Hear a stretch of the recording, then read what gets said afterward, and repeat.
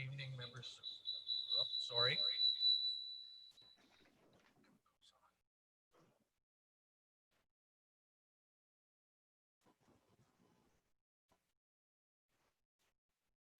There we go. Let's try this again. Good evening, members of council and viewing audience on YouTube. If you could please stand for a moment of silent reflection and remain standing for O Canada. Thank you.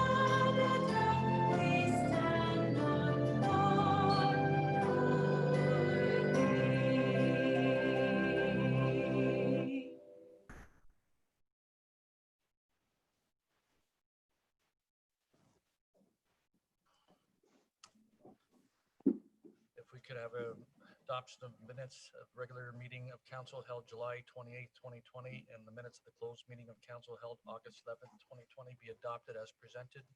Deputy Mayor Malage, Councillor Reno, all in favor. That carries unanimously. Thank you. Mayor's comments, just a couple. We have now entered into stage 3. So thanks to everyone in this area. Special thanks to Lasalle residents, keeping everyone as safe as possible. We're not out of it yet, so let's keep our hand washing and social distancing and move forward to next phase and keeping everybody safe and in mind. And with that, I'm going to introduce our CEO, Joe Militia, to say a few words on where we stand with the virus and a couple other issues. Thank you. Good evening, and thank you, Mr. Mayor. Again, just a few comments with respect to the state of emergency that we continue to be in. With respect to the high water levels continue to affect our area and the greater Great Lakes Basin. In LaSalle, this is primarily along the Front Road corridor, which is approximately 1,500 properties, which include both vacant and improved or properties with structures. To date, we've been fortunate with the extent of flooding and the number of events. However, it is important to note that water levels are at record high and that flooding and flash flooding can occur. We have developed further information for property owners and anticipated flood areas, which is available on our website, www.lasalle.ca/flood. We continue to push messaging out on our various social media platforms, as well as traditional media channels regarding the dangers of high water and the flood and evacuation preparedness. We, as well as other municipalities within the region, are encouraging property owners to have a backup plan in the event that we have to vacate their homes as a result of rising waters, where to go and what to bring. Under normal conditions, the establishment of an evacuation center is difficult. However, in an environment of COVID-19 and social distancing, the successful and safe deployment of an evacuation center is quite challenging. And that's why it is important that residents in the area do understand what their plans are.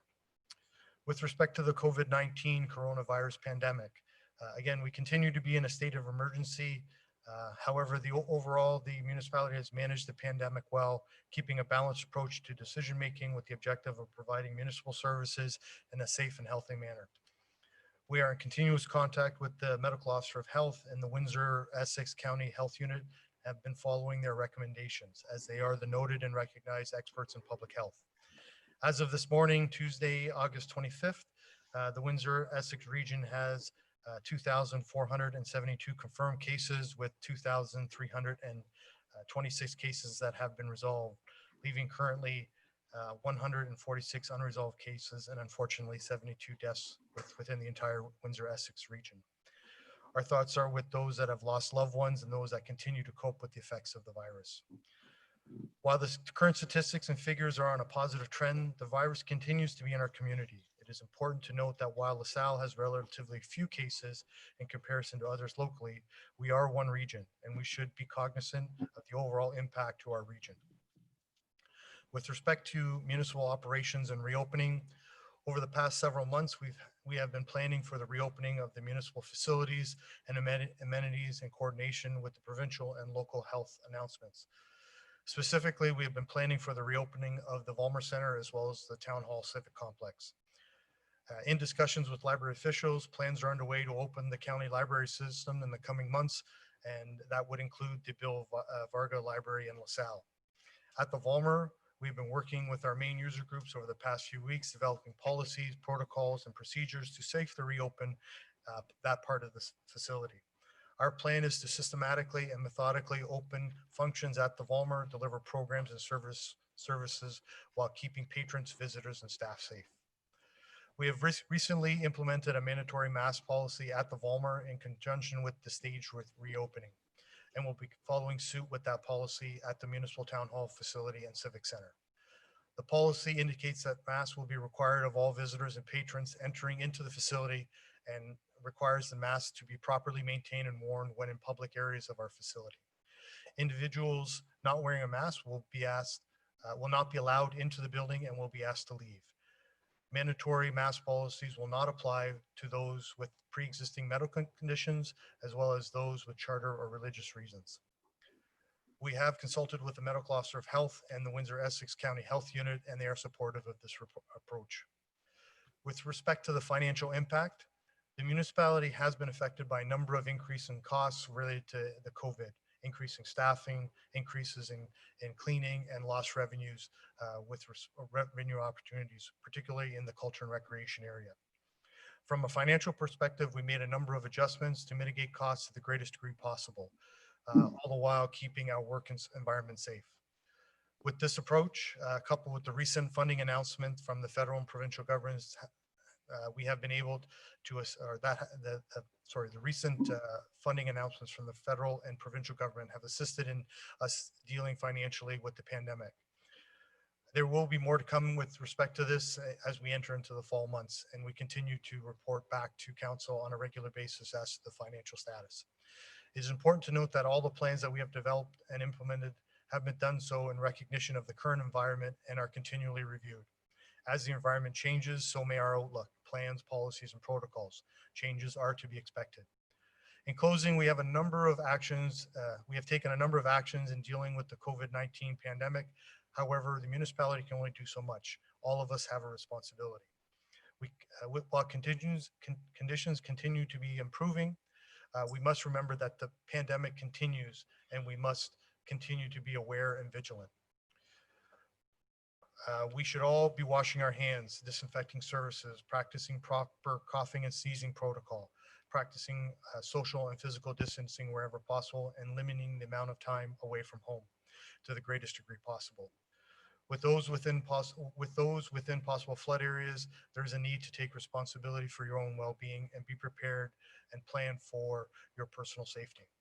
We are cautiously optimistic that conditions are improving, but we must all do our part to keep one another safe. Thank you. Thank you, Mr. Militia. We have no presentations, public meetings or hearings and/or delegations, so we'll go right to report E1, award of demolition contracts 670, 690/752 Front Road. I believe we have Mr. Miller here. Can you hear me? Yes.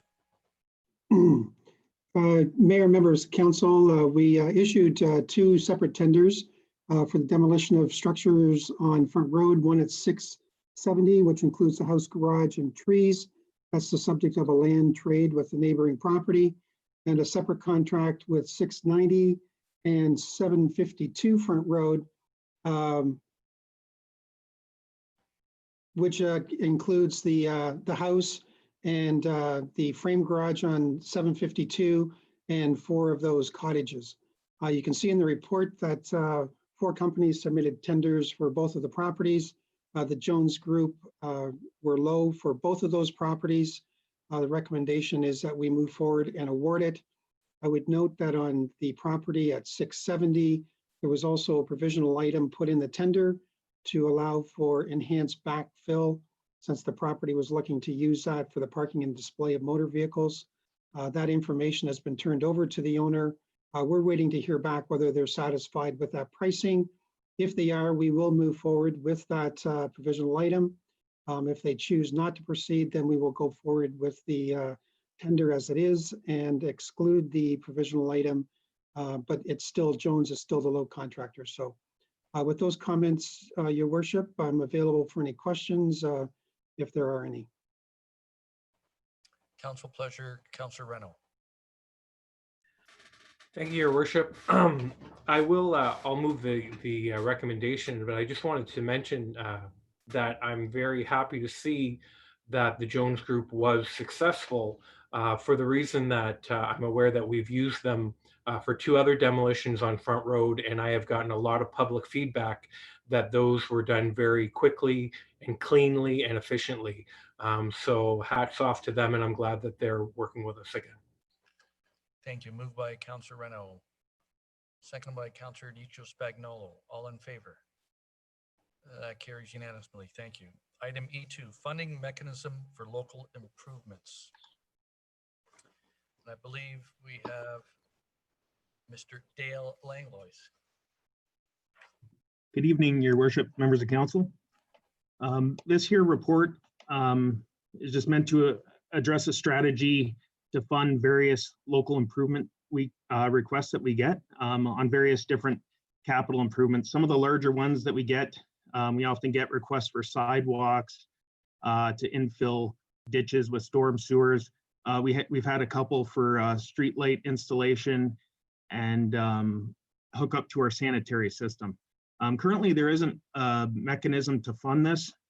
Reason being, it kind of benefits the landowners specifically that it's going to address. It doesn't benefit the entire town. Now, sometimes a sidewalk, we have to look at them as local type sidewalks or collector and arterial type sidewalks and pathways. So if they're more collector and arterial type, that benefits more of the town.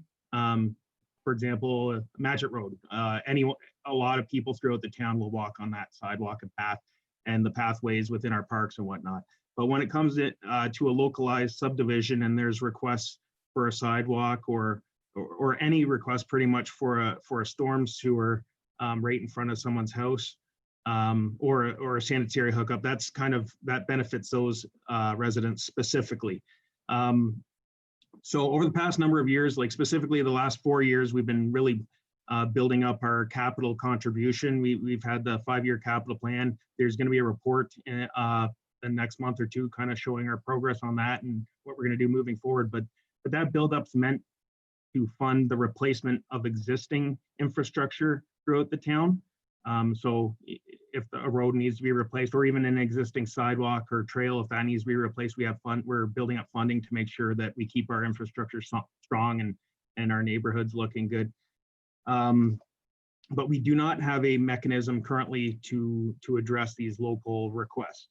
So since 1999, all new subdivisions that are built are required to have sidewalks installed and correspondingly storm sewers.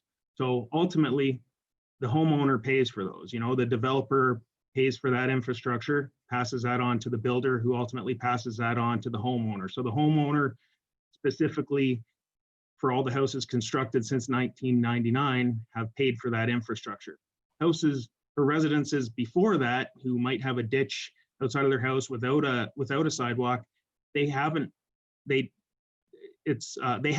for that infrastructure. So the methodology here is everyone who has it has actually paid for that up front, and it's included in their mortgage if they have one.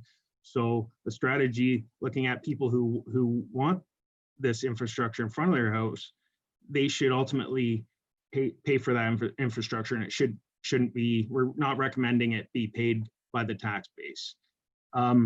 There are a couple options that we're looking at here. Like historically, I've listed some of the grants that we've applied for example, for Oliver Farms improvements. Multiple times we've applied for the Morton and sidewalk and storm sewers along Morton. We haven't been successful. We're going to keep applying for these grants if they're applicable, but we haven't been successful in a number of years on those type of project requests. The second option would be to start building up our tax base, like increase taxes and start building some funding. And then the third is to implement a Part 12 of the Municipal Act charge. It's very similar to a local improvement charge, but there's a lot more benefits. Things get done a lot faster. There's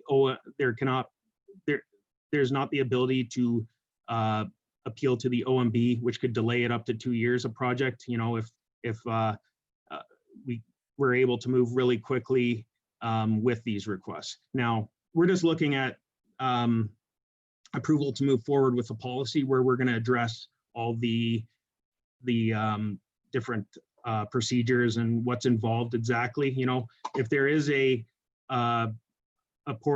there's a lot of flexibility in the Part 12 charge. You know, if there is a portion of a project that's going to benefit the community, we can pay for that portion from our taxes, and then a portion also from through a Part 12 charge.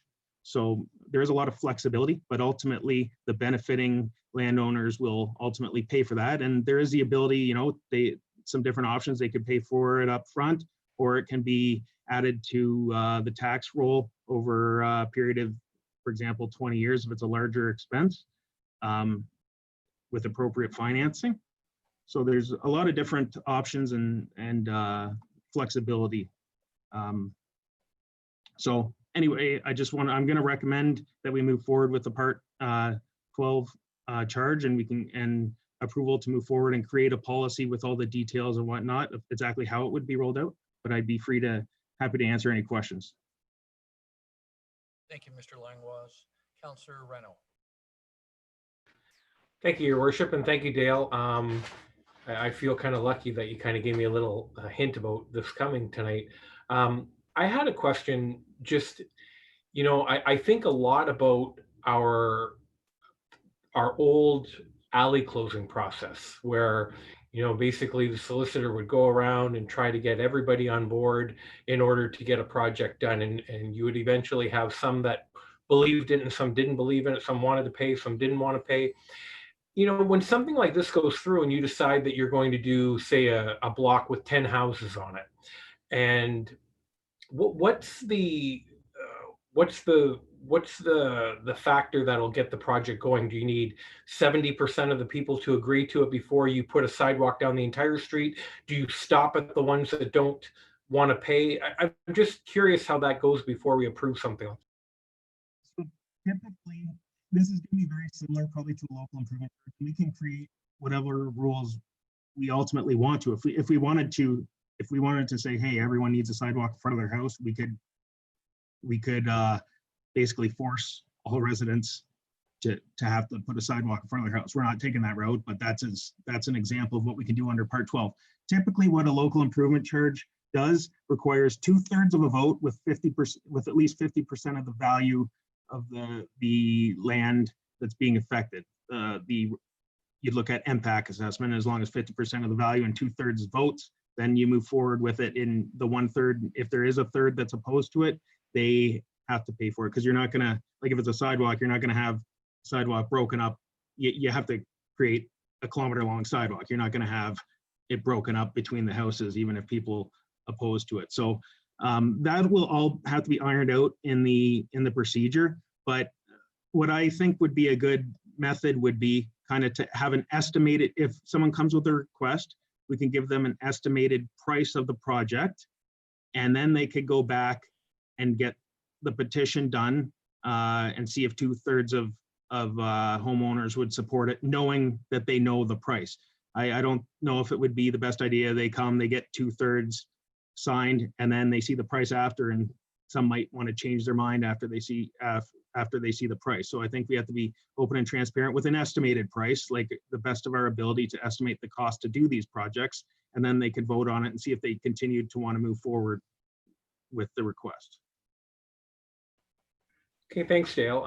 I think, if we were to move forward with something like this, in the policy stage, it would be nice to see like an addendum with some approximate financing costs and things like that, just so we have an idea. Are we saddling people with, $500 a year or $5,000 a year, just to give us a little idea of what the average home would go through, so that when we're explaining it to people down the road, hey, this is why we did this, we could have some better information. But in general, I think it's a good opportunity, and the thought that we could finance it over a long time would make some of those improvements a little bit more palatable for many people. So thank you. Councillor Desjardins. Thank you. Through you to Dale. Is this a case where the charge would be, I guess, registered against the homeowner? I'm thinking if resident A agrees to the sidewalk and the charges today, but 5 years down the road sells the house and they're still outstanding, is that something that would be carried over to the new owner, or have we figured out where we would go with that one? I guess I'm thinking of that issue that we've had in some of the subdivisions about water services and how they have to pay. Does that make sense? That's a good question.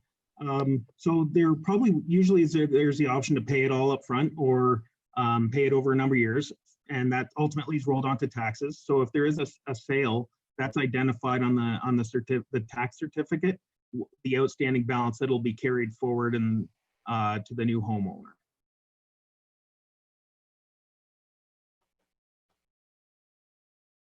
Council's pleasure. Councillor Desjardins. Whoops, I would make a motion to accept the recommendation.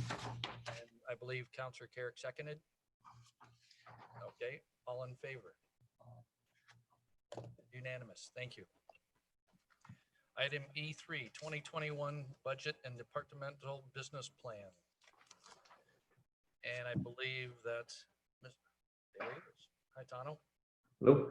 Good evening, Mayor and members of council. The report before you outlines the proposed 2021 budget and business plan timelines.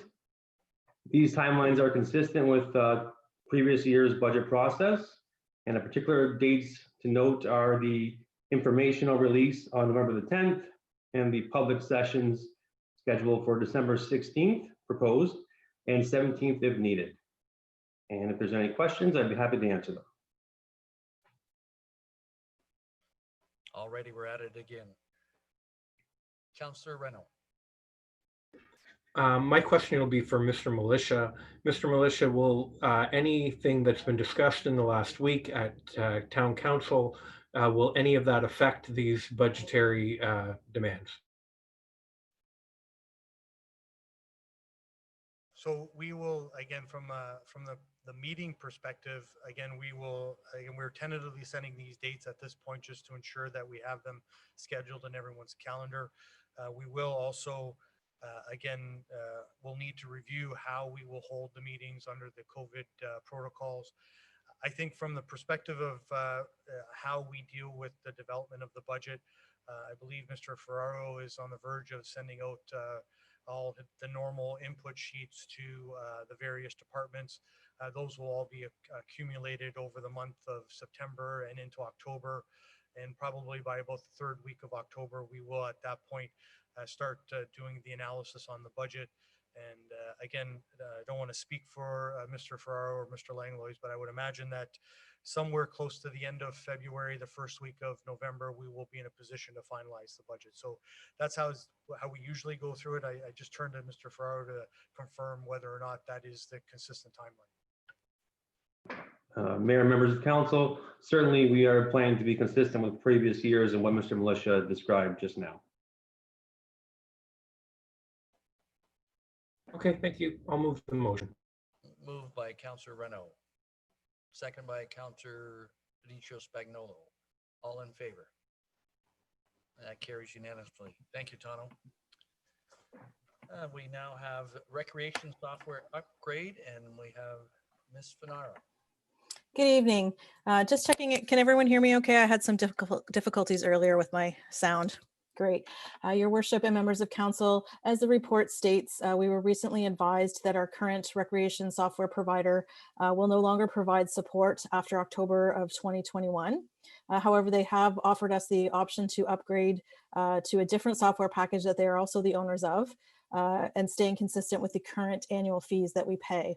There would, however, be a one-time cost of approximately $10,000, which would cover the cost for staff training, converting our existing data, and upgrading some of our hardware. This software would provide a number of benefits in terms of creating efficiencies for our staff. And we do anticipate that it would be a streamlined move over, given that they're owned by the same company. And with that, I'm available should there be any questions. Thank you, Ms. Finaro. Any questions? Deputy Mayor Malash. Through you to Patty, just a quick question. Isn't this a relatively new software system? The current software system that we have, we did upgrade, I believe in 2015 or 2016. So it is fairly new in that sense, but shortly after we upgraded, it was Max Galaxy was bought out by ActiveNet. So we were anticipating that this would be coming at some point. Okay, thank you.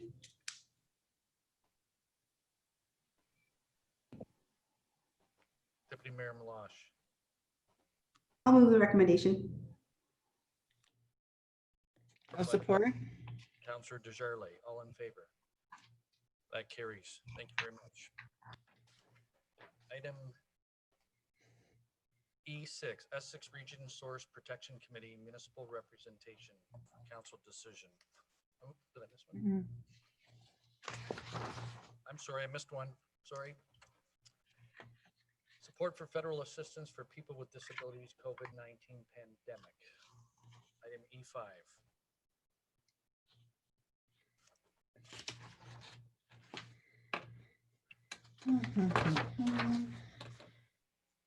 Oh, was that Councillor Carrick? Motion to receive by Councillor Carrick, and was that Deputy Mayor Malash's hand I saw up? Thank you. All in favor?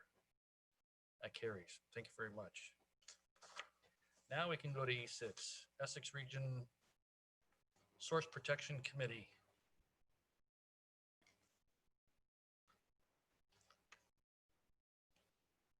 Just need a motion to receive. Councillor Carrick. Oh, you have a question?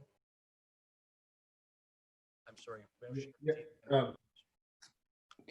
They're just looking for us to support this, basically? Is that what they're doing, or just want to receive it, let us know what's going on here? Receive and support. Okay, I'll do that. Moved by Councillor Carrick. Second by Councillor Akpada. All in favor? That carries unanimously. Thank you. Item E7, purpose of the tax stabilization reserve. And we have Dale back. Thank you, Dale. So at this week's Parks and Recreation Committee meeting, I was just asked to provide an explanation of what the tax stabilization reserve, how it works and what it's used for. So this report kind of outlines that. There is a small typo in the second bullet point. I should have put 2020 budget instead of 2021. But basically, the tax stabilization reserve is used to fund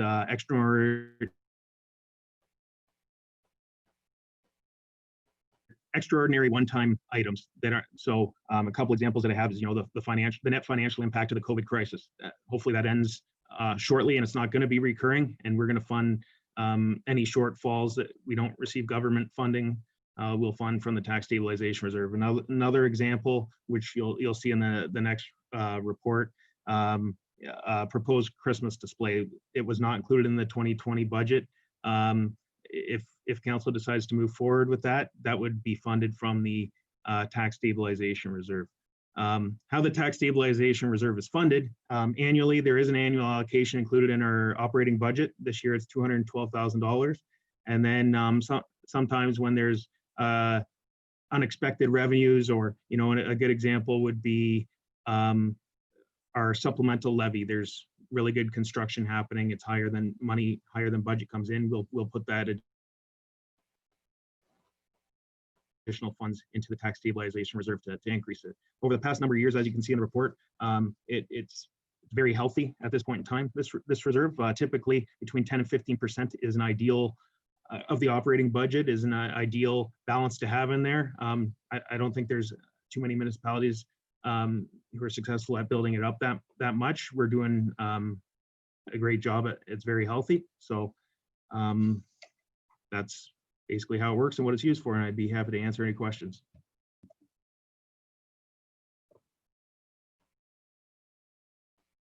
Councillor Reno. I just wanted to thank Dale because I had asked for this at the meeting on Thursday, and this is a very short turnaround to expect someone to come up with a report. So I want to thank Dale for doing this, as it will help explain the funding formula for something to come up in the meeting tonight about the Christmas light display. So thank you, Dale. I think this will help greatly. And I would move to receive. Thank you, Councillor Reno. We have a mover, second, Councillor Desjardins. All in favor? That carries. Thank you. We now go to item F1, Parks and Recreation and Events Committee meeting of August 20th, 2020. That the minutes be received and that the following committee matters be approved. And prior to that, Mr. Militia has a couple comments. Thank you, Mr. Mayor. Again, just to bring council's attention to item 4, which is on the committee minutes. I believe it's page 75 of the council agenda. And again, the only reason why I'd like to just draw council's attention to that report, and it deals with the potential of having a improvement and enhancement to the holiday lights that we have currently here at the town hall. Certainly, there's a presentation that's included with the agenda, and I won't go over that. Certainly, if there are questions with respect to that, Mr. Mara or Ms. Fernaro will be able to answer those. Again, what we were trying to do is recognize that under the current COVID situation, we have unfortunately had to cancel almost all of our events for 2020, including any festivals, any of the night markets and things of that nature. With us in the region moving to stage 3, we thought there would be an opportunity to enhance some of the Christmas lights that we do have here at the town hall, as well as, again, act on some of the comments we've heard from member of council over the years as to if we could do something more. So again, the reports before council, if you do have any questions, again, specifically against the report, I will ask you to direct those to Mr. Mara or Ms. Fernaro. But from I guess the genesis of the report was, again, to start to look at how could we start to develop a program around the holiday lights, which would be similar to what we are seeing in some of our neighboring municipalities. So with that, again, the minutes are before council, and we will answer any questions as they come forward. Thank you. Councillor Carrick. Thank you. So just so I'm clear, we're looking at $150,000 for 10 to 12 holiday displays and enhancing lighting on trees, and the cost to purchase and install 30 to 40 foot decorated tree is approximately 150,000. So is that a total of $300,000? Am I reading that right? Yes. Okay. That is correct, that you are reading that correctly. I think the only caveat, and I believe the report speaks to it, is that we are under some time constraint, and that again, we have to please beg our indulgence of council in terms of the quick turnaround we've had with this report. We are between moving to stage 3 and the order timeline with respect to some of these products. We are almost right at the tail end of the order period. And we, quite frankly, we're not sure if some of the things that we're thinking about buying will be available. And so we put forth the budget of $330,000. bearing that. We also, again, just to remind council that this would be, again, a phased approach. And again, should council wish, we can increase this in the future or move it down to the waterfront project as that becomes developed further in the year. So again, I know that was a little more than your question, but I forgot to mention earlier on that we are under a bit of a time crunch with respect to the water period. I appreciate your comments. I'm just concerned. I don't want to spend $300,000 this year, understanding the extenuating circumstances. So I can't support that this year. Thank you. Councillor Akpata. I'm going to echo the comments of my colleague, Mr. Carrick. I believe that as we're looking forward, we don't know what is coming down the pipe for us. I hope we come out the municipality at the end and enter stage 4 and return to normal. But I do believe that now is not the time. And unfortunately, the presentation by Mr. Bryden was absolutely outstanding. And it pains me to say that I can't support this right now, Your Worship. Councillor Reno. Thank you, Your Worship. You know, a couple things. First of all, we have lost a lot in COVID. Those night markets were a part of our community and something that a lot of people look forward to, and a lot of people were even hoping, you know, we might even get one more chance to get one off before the fall, and it just doesn't look like that's going to happen. The loss of the Strawberry Festival, the loss of our new last call before fall. Considering that administration's done such a good job of trying to get some of the money back that's going to be lost, and in some parts maybe more. We've gotten reports back of a $240,000 shortcoming at the last reporting session, with the fear of the loss of ICE revenue. But now the ICE is starting to get rented, and that fear to me is going away. As well, there's a $700,000 grant from the government that came in specifically to deal with the COVID, which is what I think is holding people back, saying we don't want to spend the money because of the COVID. I think the COVID's covered with that 700,000, and I wanted to see the numbers in the reserve. Specifically, I wanted to see if they were growing, what we were using that money for. I mean, I think at one point there may have been talk of using that reserve for the purchase of our marina. But regardless, it's growing. It's grown more than it probably should have. And I think this might be time to open the purse strings and do something good for our community. I will support the motion. Okay, just so we're clear, okay, Deputy Mayor Malash. I was just going to say, we'd have to make a separate motion, because what the motion before us is to receive and the committee minutes matters be approved. So if you're moving the motion in full, Councillor Reno? Okay, just being clear. Do we have a seconder? Deputy Mayor Malash, are you second? Yes, and I have a question afterwards. Okay, so second by Deputy Mayor Malash, and question.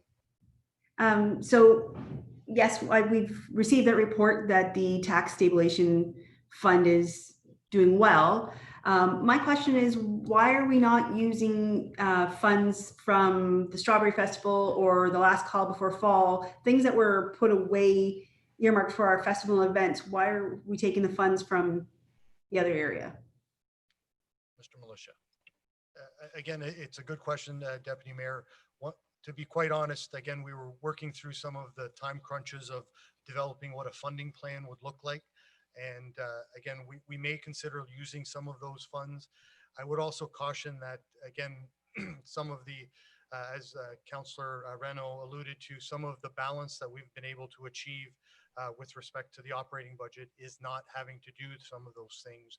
And so that's being used to offset perhaps the loss of revenues and things of that nature. So again, for more specifics, I call on Mr. Langlois to provide a little more detail on that. But again, it would be something that we would look to on an overall funding plan. Again, we just want, excuse me, we just wanted to make sure that we did have funding available as a last resort to use coming out of the tax stabilization fund. Further, Deputy Mayor Malash? If Dale can go first, that's fine. Okay, go ahead, Dale. In addition to that, there is some other funding related to COVID to try and get our events and whatnot going again. So we're looking in to see if that qualifies or not. As Mr. Militia mentioned, any shortfall would be funded from the tax stabilization reserve. So we're kind of researching to see if this qualifies for that that smaller grant that was announced recently. Thank you. That actually was my question, was what were there funds that were supposed to be towards getting your economy going again and putting events on and giving people, you know, something to be joyful about. I obviously have the same concerns as Councillor Akapata and Councillor Carrick is spending money during COVID. It's scary not knowing what our future looks like. And I would prefer not to use this tax stabilization fund if the funds were available in other accounts. I understand what you're saying. This is kind of a backup just in case. So those were my only questions. I just was trying to figure out why we weren't using maybe some of that event money that we didn't spend this year. Thank you. Councillor Desjardins. Thank you. Through you, I have the same concerns about the display. My heart says Christmas is wonderful, and Mr. Bryden did an amazing job putting this together. But my head says that I think this is not the year, even though we all want something happy to happen, we want something good to happen. I just think this is not the time to be spending $330,000. And I think that the residents might be a little insulted if we use that kind of money to put up Christmas trees and Christmas lights, because even though we explain that it's coming from a savings account, I think that may not get across properly. And that's a concern that I have. Is as much fun as it would be to have these lights, I just think it's not quite the right time to do it. Councillor Adiccio Spagnolo.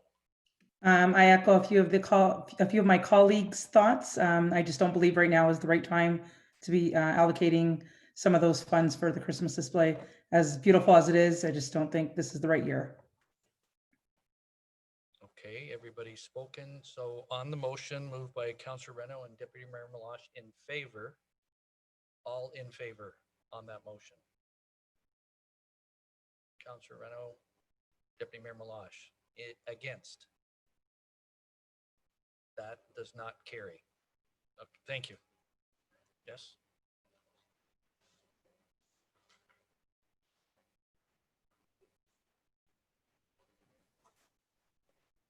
Just again, if I can just interject here again, thank you for the positive comments with respect to the presentation. We will bring that back to our staff.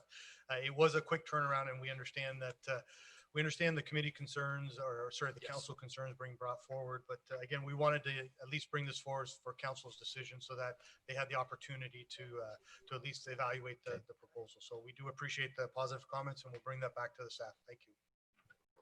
So just some clarification on that motion. Thank you for Deputy Clerk. So we're receiving items 1, 2, and 3, not 4. Sorry, and approving 1, 2, and 3, not 4. Correct? Okay. Everybody's good with that? Okay, we need a vote on that. Sorry. Can you put your hands back up because I can't see? So, okay, thank you. Carries unanimously. Thank you. I'm sorry, Deputy Mayor Malash. Question through you to maybe Dale. If by chance we do get a grant or funding for something like that, could we revisit this? It obviously would be a much smaller scale than what was presented to the Parks and Rec Committee, but maybe we could be informed if that grant can be applied towards something like that. Mr. Militia, going to take that one? Certainly, we will certainly evaluate that. But the difficulty we have is that from a timeline perspective, as much as the holidays are 4 months away, from a timeline perspective, we're probably at the tail end of that. And by the time we work through that process, it will be highly unlikely that we'd be able to acquire the product. It's not through lack of trying. It's just the fact that, again, believe it or not, there was one Christmas tree left of that size. And there were, I think, 3 or 4 municipalities that were on the fence as to whether they were going to purchase it or not. So we were, again, we would look at it, but I think that realistically between our staffing model and the availability, it would be very, very difficult for us to pull that off without knowing almost yesterday whether we could move through that. But we will, again, perhaps there's some other things that we could potentially look at, but we would have to look at that on a case-by-case basis. Thank you. I understand. I appreciate the comments, and you know how much I've always wanted to expand our Christmas display over the years. It's just unfortunate it falls during COVID 2020. Councillor Akpata. Just a couple of comments, Your Worship. I just wanted to thank Ms. Finero and her team for the policy, the facilities rental policy. The CAO spoke very, very bluntly about how we're going to protect our community with masks and so on. And Ms. Finero and her team have incorporated that. So I wanted to make sure that recognition is given to the staff and the team for not only thinking about the players and the persons that are using the facility, but also our staff. And that the respect policy that's come in, as was said, is something else as well that's designed to keep our facilities safe, clean, and undamaged as well. Very forward-thinking in adopting the respect policy and completely in line with how we want to conduct ourselves at our municipal facilities to not only keep our public safe, but to keep the young people and the seniors and anybody else who uses our facilities engaged. Thank you, Councillor Akpata. Councillor Carrick. Thank you, Your Worship, through you to Patty in the group. I echo Councillor Akpata's comments, and I also like to just add that over the past and been involved in minor hockey and the seniors league and all that stuff. My kids growing up playing there, the some of those things in those organizations might have differences of opinion when we're dealing with them. And I think this is very clear, and you guys done an excellent job with how we were going to lay this out. So it's very clear, so there should be no misunderstandings moving forward. And thank you for your hard work. Thank you for the comments, councillors. Mr. Militia will pass that on to the appropriate personnel. Item G1, natural versus artificial turf comparison and median treatments. Mr. Mara. Thank you. So first of all, I'd like to apologize. There was supposed to be an attachment to this report. It didn't make it in the agenda. However, Mr. Dijezu has a copy of it. He will try to share the screen so you can see the attachment. So tonight's report has been put together in response to a council question regarding artificial turf and natural turf. I further went into this report and explained how median islands and median treatments are done within Lasalle. So first I'll run through the natural turf and artificial turf comparison. So recognizing council seeing the charts in front of them tonight for the first time is we ran through a scenario of 1,000 square meter island and what that would cost in terms of the initial capital costs as well as the maintenance cost and a future replacement cost. So we've taken a time period of 50 years and we used a square meter of 1,000. The reason why we chose 1,000 is there's a lot of information out there regarding 1,000 square meters. And as we want to scale this up or scale it down to try to figure out how much a 600 square meter island is, we can do percentages of these numbers in terms of cost comparison. So you can see in the summary on the screen in front of you is we've ran through the analysis based on the initial capital cost, running through what the annual maintenance cost would be and running that through a 50-year term. So certainly you can see at the end of the 50-year terms, artificial turf runs us quite significantly higher than what natural turf would run. 2.3 times roughly of what the cost of natural turf is. So that's from a cost comparison and things of that nature with respect to the cost of artificial turf. One of the things we do struggle with artificial turf is as trees are planted in those median islands and as they grow, they need specific tree wells. So those as well have to be replaced. We have to construct those separately. And as the trees grow, The tree wells need to be expanded and things of that nature. So that's why we decided to take this over a 50-year term. There is a life expectancy on artificial turf of about 25 to 30 years. So in that time frame, we know in 50 years it has to be replaced once. In terms of natural turf, we took the same analysis that we would have to replace natural turf as well in 50 years. Typically, that's not done. You usually maybe touch it up with some topsoil and overseed it. So that's the cost comparison, the financial comparison. I then took a look at the environmental concerns and the environmental aspects of what artificial turf has relative to natural turf. So certainly we recognize that natural turf, we require to cut it on a weekly basis during the growing season. And yes, a gas-powered lawnmower does emit greenhouse gases. So we've taken that and kind of extrapolated that through on what the different costs are from an environmental standpoint with respect to the comparison between these two. Certainly, artificial turf is made out of the same material that straws are. In a 50-year time frame, that artificial turf will have to be pulled up and tossed away. And what we've done is I've done a comparison on how many straws that would equate to. And council is aware that we have been trying to eliminate our environment and reduce our environmental impact. And so certainly this would have a concern from the environmental standpoint. On another note, within the report itself, artificial turf, when that is installed, it's usually placed over a hard surface, whether it be granular. And in most cases, most people are now pouring concrete and just placing and gluing the artificial turf on top of concrete to give it some color. So as rainwater hits that artificial turf, 80% of the water that hits that artificial turf turns into runoff. So it puts a strain on our storm sewer system, and it's quite conversely opposite when you have natural turf. Natural turf, when you have just a natural grass, 20%, 80% of the water that hits natural turf is absorbed into the soil, thus reducing the load on the drainage system. Certainly, we have not used artificial turf anywhere in the town up to now. It's a product that would be used under various circumstances.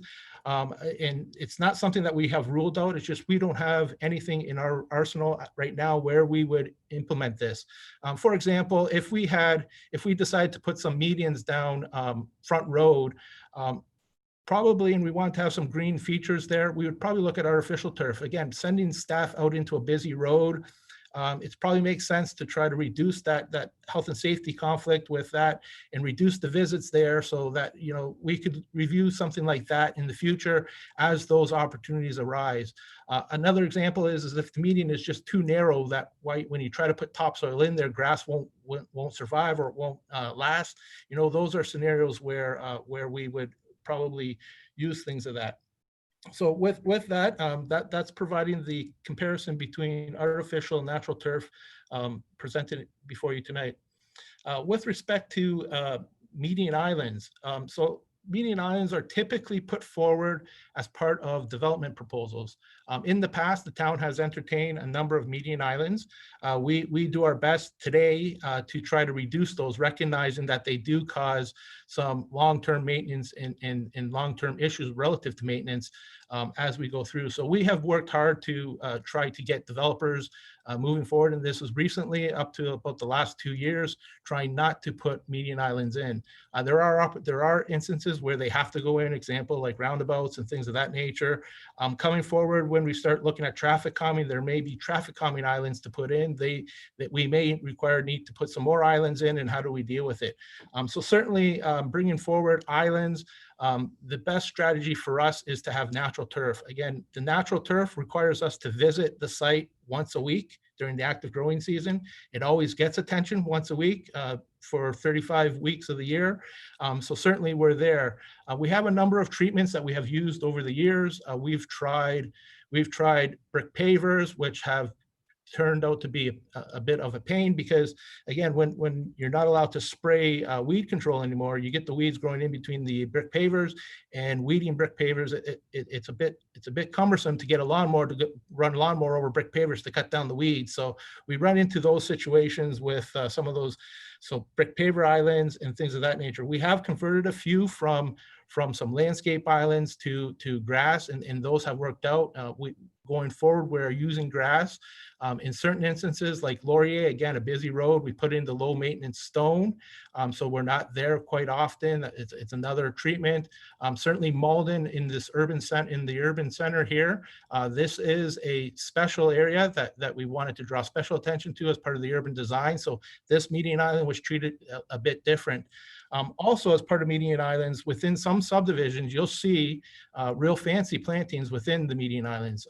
Those have been done through homeowners associations, through the developer. The developer has paid for median islands, and they have developed a homeowners association where they pay into maintaining those islands. So Legacy Grow is one that comes to mind. So that particular development, the developer did a great job with the median islands. They are not islands that the town has to maintain or look after into the future. They are part of the homeowners association. They have sprinkler systems involved. The homeowners association pays for water usage on those types of things. So certainly those options are available through homeowners associations if areas are looking to spruce up islands and things of that nature. But from the town standpoint, there is a challenge with islands, and we've reviewed it over the years and tried to transition from installing islands, first of all, and then trying to transition into keeping them natural turf. One of the things that I just want to bring to council's attention is artificial turf, is becoming popular, and you are starting to see some residents actually using it in their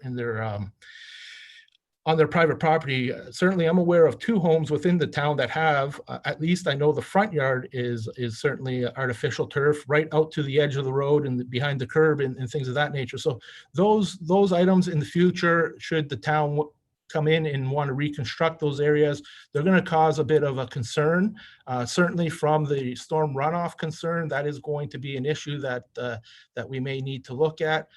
Currently, again, if we start seeing that this becomes a problem, certainly we would probably look and seek council's direction on how do we deal with this? Do we want to limit the type of treatment for artificial turf and things of that nature? But at this point in time, that is kind of a side note.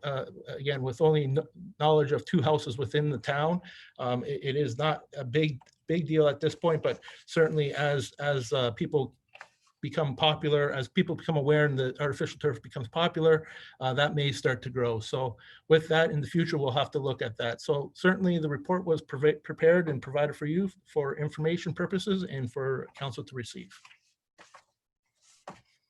Thank you, Mr. Mara. Council's pleasure. Councilor Carrick. Motion to receive. Are you seconding the motion?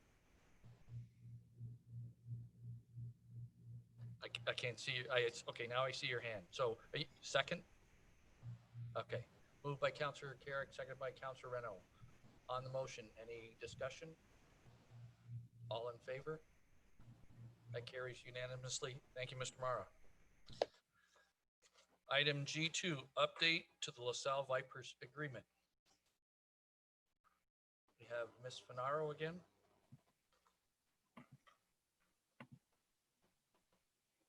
Good evening, Your Worship and members of council. As the report states, this is just an amendment to the existing agreement that we have with the Lasalle Vipers, noting that we have updated the arena use policy and the items contained in it. Council's pleasure. Councilor Desjardins, move the motion. Moving the motion. Seconder. Councilor Akpata, all in favor? That carries. Thank you very much, Patty. Summary of reports to council.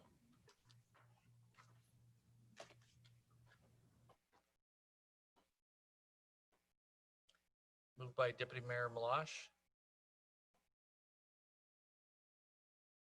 Seconded, Councilor Desjardins, all in favor? That carries. Thank you.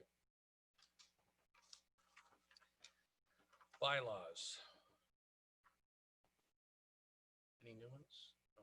Okay, 8 bylaws, all 3 readings. First reading, Councilor Akpata and Counselor Reno, all in favor? That carries all three. Thank you. Council questions. Counselor Akpata. Thank you, Your Worship. Through you to Mr. Solani. Mr. Solani, you've been helping me with a complaint that's come in from a resident. I just want to understand that when we allow for a person to build something on their property, do we take into consideration the person's property adjacent to it, as long as the person who's building said property complies with all of our bylaws and regulations?